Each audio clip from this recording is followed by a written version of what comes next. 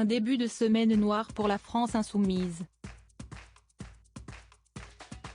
Officialisée ce week-end, la décision de Jean-Luc Mélenchon de laisser le poste de coordinateur du parti à Manuel Bompard n'est toujours pas passée.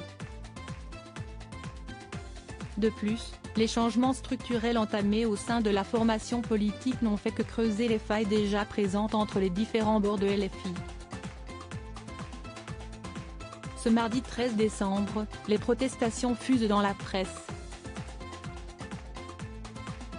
À commencer par celle de Clémentine Autain, qui dénonce dans les pages de Libération un repli et un verrouillage brutal, qui augure une marginalisation de ceux qui ont une parole différente du noyau dirigeant actuel.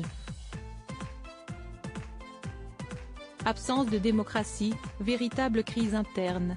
Les critiques s'accumulent également du côté des militants de la région parisienne, relayées ce mardi par Le Parisien. Dans les colonnes du quotidien, certains socialistes de la NUP ne se montrent guère plus satisfaits de la ligne adoptée par Jean-Luc Mélenchon.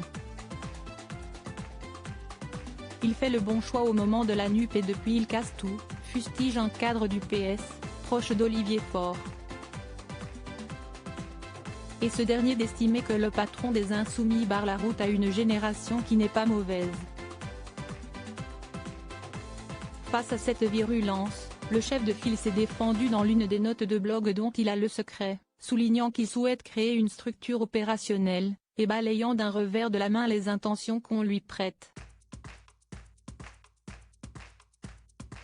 Pas de faveur du prince, ni de neutralisation du pouvoir de nuisance, a-t-il fait valoir dans ce même écrit, à nouveau cité par Le Parisien. Supérieur à Jean-Luc Mélenchon, découvrez en images les femmes ont compté dans sa vieille de tensions cristallisées autour du verdict d'Adrien Quatennens. Si l'heure de la fronde n'a pas encore sonné, l'avenir de la France insoumise semble néanmoins sur le point de vaciller.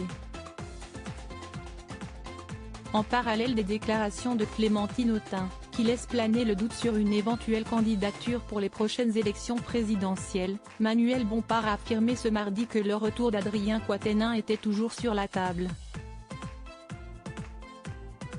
Dans notre groupe, personne ne considère que toute hypothèse de retour est impossible, a ainsi assuré sur France Inter le successeur du député du Nord jugé ce matin pour des accusations de violence conjugale commises sur sa épouse. L'élu a été condamné à 4 mois de prison avec sursis pour violence conjugale. Un verdict à la suite duquel LFI l'a radié pour 4 mois de ses rangs à l'Assemblée nationale.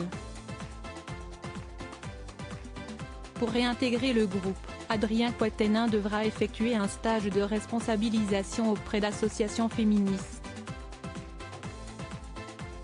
Article écrit en collaboration avec 6 médias. Crédit photo, Jonathan Reboa. Panoramique.